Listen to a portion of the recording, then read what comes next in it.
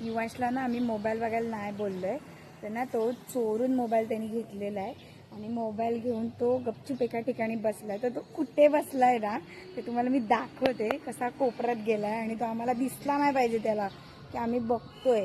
तुम्ही बघा कुठे बसलाय. आणि आता आम्ही आहोत देवळामध्ये.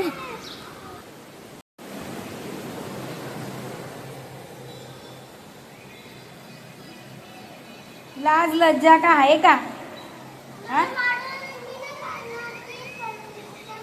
पण ही काय जागा आहे का मोबाईल बघायची?